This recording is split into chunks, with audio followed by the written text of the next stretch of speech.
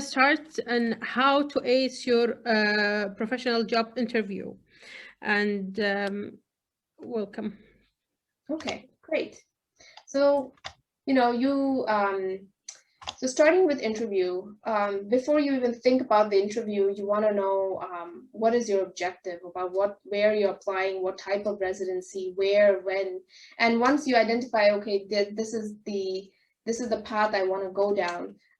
This I cannot emphasize enough, which is research the steps and the deadlines and start early. Applying to internships and residencies, especially international ones, are very tedious. There's so many steps involved. I applied from Canada to the US, which is not too bad because North America still, is a little more fluid in terms of what they want and similar, but at the same time, it was a lot of work to apply for a US fellowship. So start early because there might be this document and that document that needs to come directly from your medical school. And the last thing you want to do is miss the deadline because you were waiting on an institution, you're waiting because all this stuff can take weeks sometimes. So start early. Make sure you know what are the steps, make sure there's deadlines, send those emails if you have questions. Make sure you read and reread the requirements. This is like filling out your taxes. It's so complex sometimes, especially for international applications. So take the time to read and talk to people who have done it before, so you get an idea of what the path is. So how to identify good residencies, fellowship programs? So it starts from you. Reflect on your goals. So if you're interested in, let's say, general surgery or thoracic surgery, what types of clinical niches, if any, are you interested in? It's fine if you say, well, I just, for now, I like general surgery. I'm not quite sure what. But in case you are interested, for example, you're interested in more in hepatobiliary surgery, well, then that means there might be some residency programs that are more heavy on that or have reputed programs in hepatobiliary surgery versus others. And it's totally fine if you don't have any idea what sort of clinical niche you're interested in so early.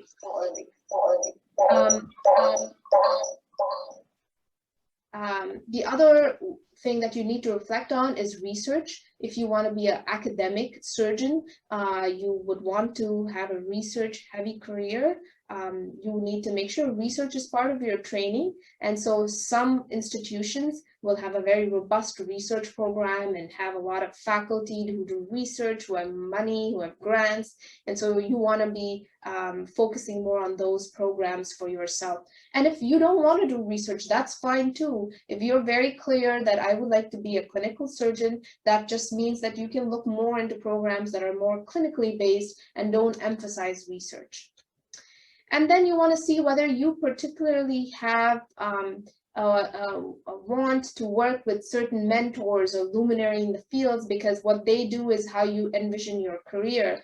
And if you have identified those people, then it definitely narrows the institution down. So that are some ways of identifying what is a good residency for you, because it's hard, a good residency for you may not be a good residency for someone else. So that doesn't mean the program is bad. It's just you need to make sure it's a good fit for you.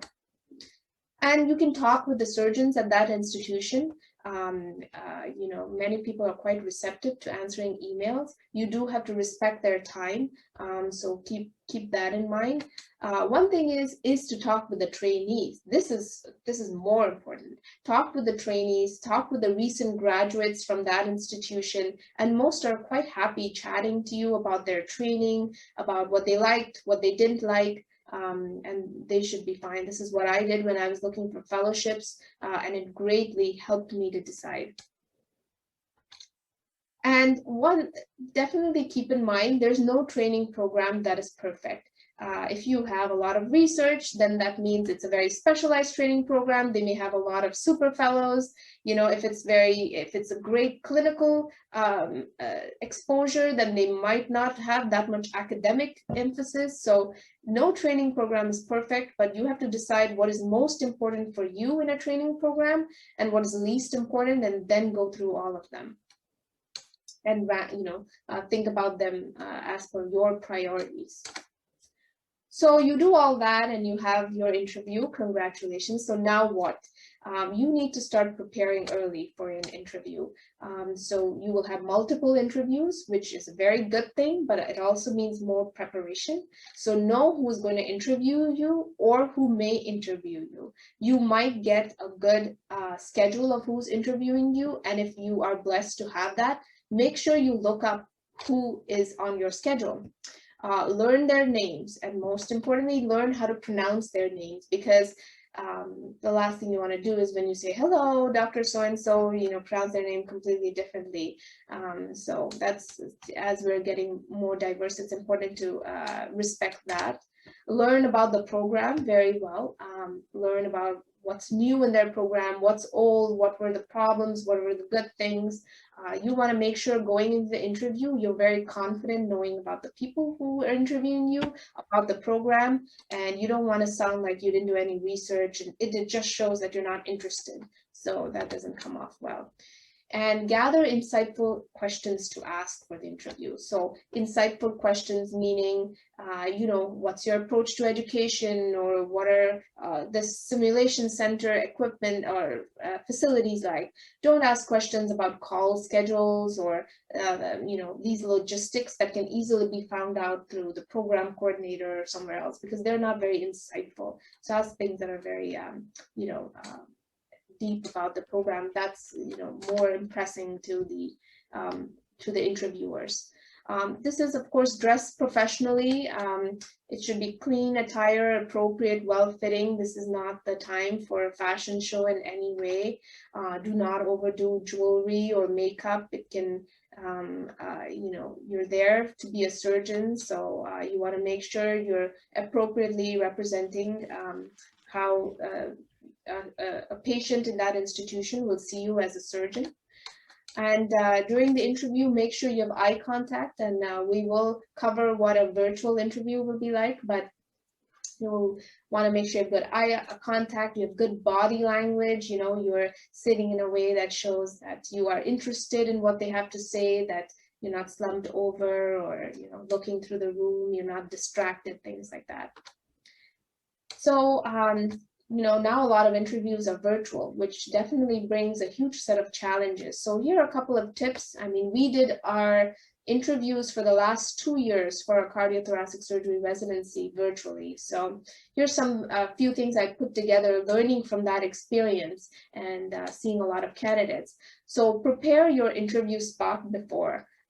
Make sure you have appropriate lighting. Sometimes it was hard to see the candidates. Sometimes it was too bright. They had sun coming from behind the windows. It was really hard to see. Test your internet, audio, and video on that day and before. It's nothing kills an interview if you cannot actually hear what the candidate is saying. And it also just shows preparedness. If you have everything ready to go, it shows how well you are. If you're prepared for a virtual interview, you'll be prepared for an operating room. So consider using headphones as, sometimes it's more clearer than the laptop speakers, especially if you're in an area that may be slightly more noisy, which it shouldn't be for such an important interview. This is very important, which is make sure your video is at eye height. So sometimes the candidates had it very low, so it looked like we were looking at the chin, or it was very high, so it looked like their eyes were closed, and it's kind of hard to have a conversation with that. So play around with your camera, make sure it's at eye height, so at least you can get that eye contact that you get in a face-to-face interview.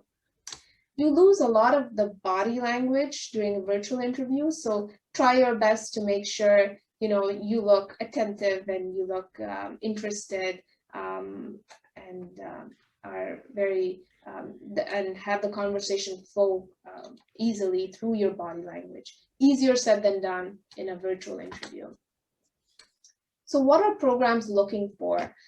They have learned all the facts about you from your CV, and now they want to know you as a person. And basically, when we're interviewing a person, we know how, we know their scores and all those things, but we want to know, is that person and our program a good match? So what are some qualities that you need to come across you need to get across during an interview, and talk about experiences that, you know, exhibit these qualities. So, you know, we want someone who's intelligent. Of course, this is one of, you know, the most competitive residencies in all of medicine, surgery.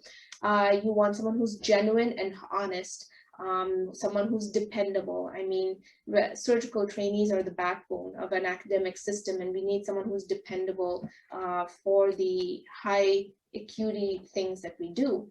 We want someone who's prepared. You know, we don't want someone who comes to the OR not prepared, not knowing the patient, not knowing the surgery, not knowing the anatomy. So those are qualities you need to tell your interviewer when you're interviewing them. We want someone that's eager to learn, that's ready, who takes feedback well. You will make mistakes, and there's nothing worse than having a trainee who is not able to take feedback and work on themselves. So we want someone who's able to say, yes, I made a mistake, I won't do it again, and I will work on these things, because that's where, you know, I didn't come through. You want someone who has critical thinking skills with such a complex specialty. You want, you know, it's not just being a technician. So those things have to come across. You want someone who's well-spoken. Oftentimes you'll be speaking to your staff at 1 in the morning, trying to tell them about this complex ER consult you have gotten, and you don't want to spend, you know, half an hour on the phone with the resident trying to figure out what exactly is happening to the patient. So want someone who can speak well, who's succinct, who is able to get the point across. Of course, a hard worker. I mean, there's nothing harder than a surgical residency. You know, talk about your examples that show that you're a hard worker. You want someone who's a team player. So talk about things, and it doesn't necessarily have to be medicine, but something that shows that you have been a team player, that you know, you work well in teams. And you want someone who's ambitious and passionate, who has big dreams for themselves, because that's a great person to work with and great person to have around. And also someone who's confident, but importantly, not to come out as arrogant, you know. There is a big difference between that.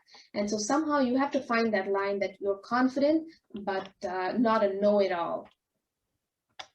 So what are some sample questions? So we'll just go over some sample questions that you can possibly prepare for when it comes time for an interview. So this is a very common one, you know, especially virtually. We start the interview and we say, well, tell me about yourself. This is such a wide question. And what you don't want to do is flounder at that point going, okay, well, I'm not sure. So have about a 1 or 2 minute blurb ready that tells you all about yourself, that sort of summarizes a little bit about your education, a little bit about your interest in surgery, a little bit about your goals in surgery, and why you're interviewing at that institution. You don't need to delve too much about the medical education aspect, because as I said, they know the facts about you. So start by telling them things that they might not have gotten across the CV. So make sure you're prepared for this question, because otherwise there's an awkward silence, and then people are scrambling in their head trying to think about what to say to this question, you know. These are often questions that come up. Now elaborate on your experience at. So someone from the question answer had said before, well, you know, what if I'm doing a shadowing? So now's the time you can speak, well, I shadowed that doctor, I did these surgeries, that surgeries, etc., etc. Elaborate on your research. So make sure you learn all the papers that you have published well, especially if you're middle author, because you might be asked about it and you want to make sure you're well knowledgeable. What is your most challenging experience in medical school? Give us an example where you were a leader in a particular activity. We want to know how well you would lead people. As a resident, you lead a group, you lead a lot of things in clinical medicine. So how do you handle stress? So make sure you emphasize some of the healthy ways you handle stress. This is important. Where do you see yourself in 5 years and 10 years? We want to make sure you have a good plan for yourself. You have a good idea of where you want to go. You know, that way we can help you go there. What are your hobbies? Sometimes you want to know, what are you outside of residency? So, and you know, for example, instead of saying, what are your hobbies? I like to read. Well, you can say, I like to read, and I've been reading this book on by Nicholas Carr on called Shallows, and then you can go a little bit over it. So it sounds interesting. You elaborate a little bit of yourself, not too much, but enough that it piques the interest of the interviewer. what is most important to you in a training program. And then there's sometimes respond to different ethical dilemmas. So maybe a team member did something bad and they're asking you, what would you do if you were in that aspect? So, and these are things you can commonly even search on the internet, ethical dilemma questions, and prepare for some of them. And one of the most common is, what questions do you have for me? And once again, you want to have some pre-prepared, insightful questions to ask the interviewer about their institution or about surgery or the subspecialty of surgery you're going to. So definitely have a good list for that last one. Some overall tips: practice, seek out mock interviews with either your mentors, with other people, even your family members. They can tell you, oh, your body language is this, or the way you're talking, you're saying too many ums, so any sort of feedback is very useful. Be polite and courteous to everyone involved in the interview process. There are candidates who are rude to our personnel who are arranging the interviewers, and rest assured, candidates who are rude to anybody who are quickly eliminated, regardless of CV and interview skills. So be polite and be courteous to everyone who's involved in the interview process, and aim to stand out amongst the candidates. As you can imagine, people interview 20 people at the same time. So aim to stand out, whether it's from that interesting hobby or that interesting research project that you talked about. And then follow up with personalized thank you notes. This is very important. It's one more way of making sure you stand out and they think about you long after the interview day is done. But don't delay it for more than 2 weeks. And this is important, spell the name correctly. Once again, you don't want to look sloppy. I often get, thank you, Dr. Sudarsha, or something, and it's like, oh, okay, they missed this and that. So make sure you name spell the name correctly. It just shows detail orientation. I think we're almost out of time, so I will end it. Please feel free to email me if some other questions come up later on. Thank you very much, Doctor. And finally, I'm alive at the end. Thank you very much. It's a very, very amazing session, and I'm waiting for any questions that anyone would like to ask about the how to ace our professional interview. Let us see. At the meantime, no main questions. I think there's one question that maybe we can answer, if you can read it. Oh yeah, it's just up. Yeah. So how can I show or tell them that I'm a hard worker? When you're talking about any type of attribute, you can make it much, much more stronger by providing an example. So one example is, I'm a hard worker.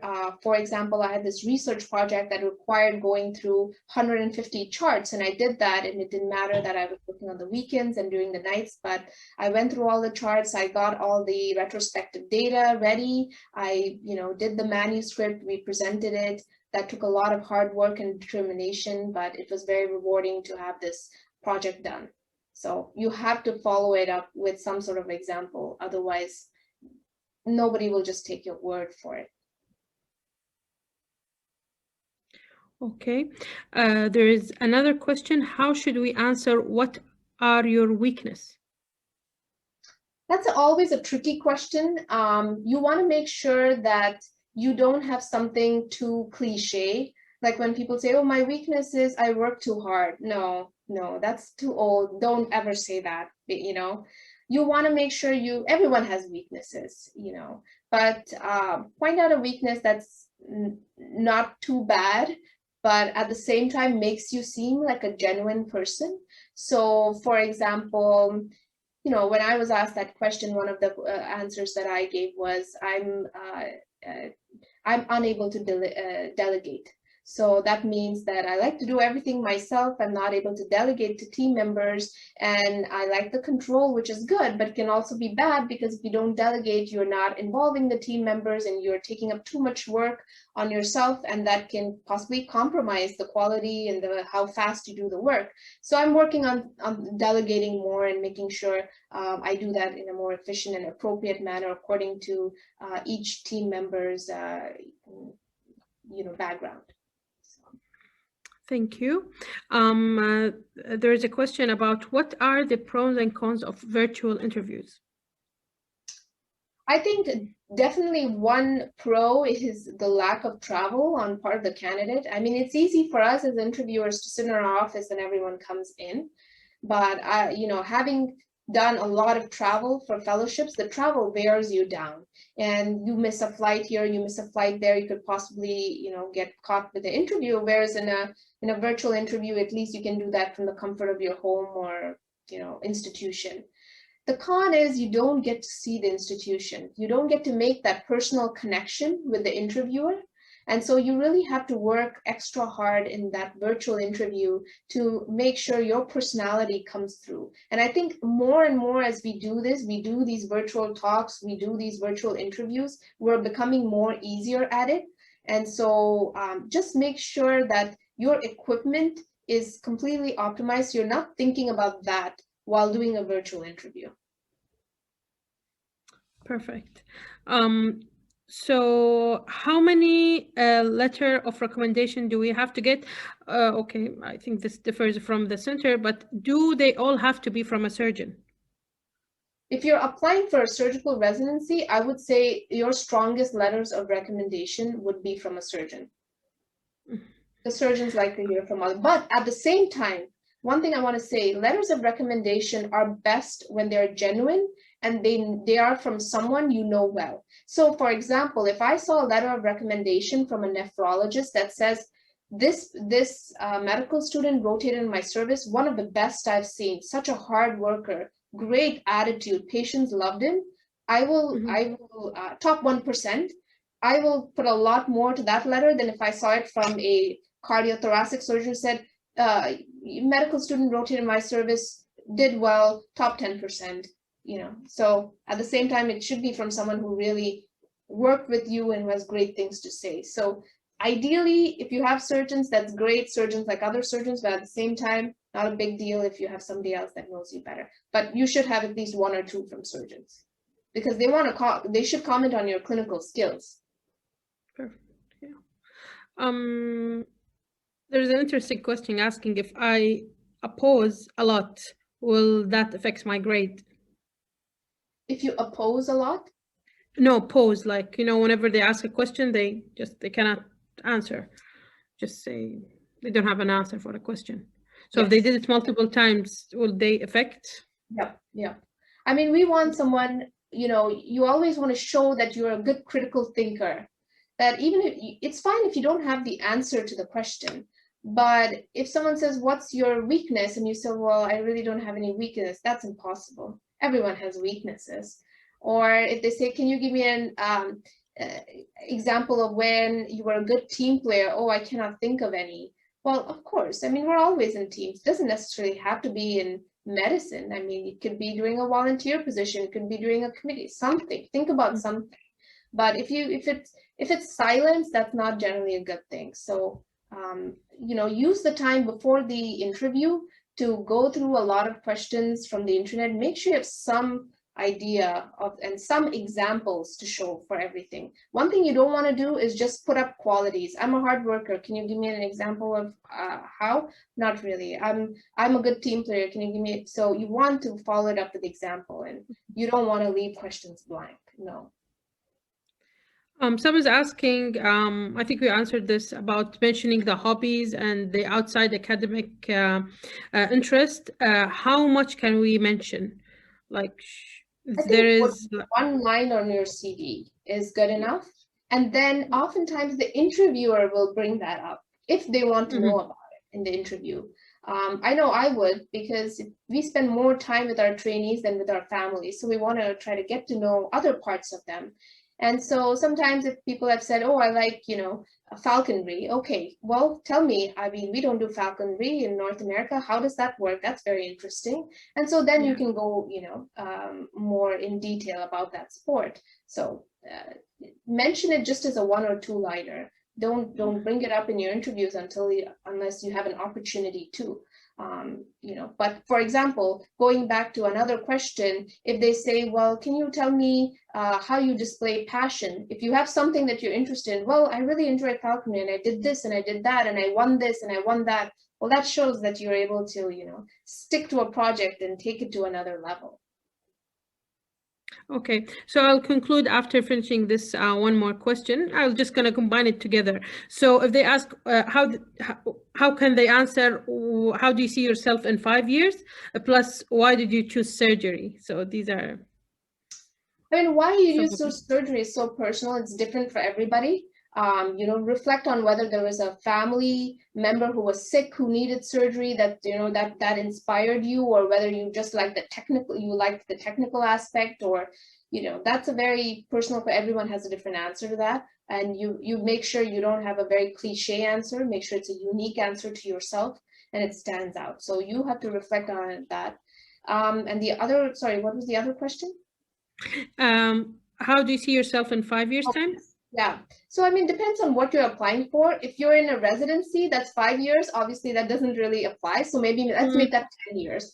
But they're trying to say, are we going to train you and you really don't, are you going to drop out of the program because you don't really have a clear idea of what you're going to do? Or are you like, well, you know what, in 10 years, I'm applying for general surgery. And once I graduate general surgery, I would like to specialize in cardiothoracic.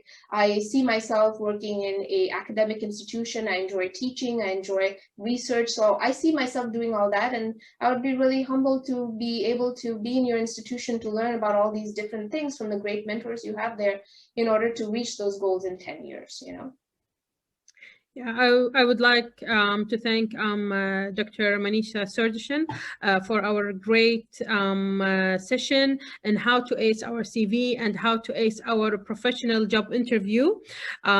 We had a lot of valuable information that you gave us, and we're so honored to have you with us. And thanks for our participants. And at the end, this is a recorded session that will be available in the Women of Surgeon website soon. And now we go to Thank you so much. Dr. Asma Rashid. Thank you. It was such a pleasure. Great questions. Thank you, Dr. Awalha. Thank you, Dr. Manisha, so much for coming into here today. For those who doesn't know, Manisha and I actually worked together at McGill. So I'm like really very happy and thrilled and excited to see her achieve the amazing things that she has done and to collaborate with us on this session. So thank you all for coming here today. I know today we maybe went over time, but we tried to get all the questions answered. And for our next session, it will be about transition from medical school to internship and from internship to residency. So I hope that you all can be there with us next week, and it will be next Sunday. Stay tuned and follow us on the Women Surgeons social media accounts to have more information all on the website. Thank you so much, everybody. And I'd like to thank actually the organizing committee again for this great work. And today we had Noura and Noor on our IT support. So thank you all, and until next time. Bye-bye. Thank you, everyone. Thank you. Thank you.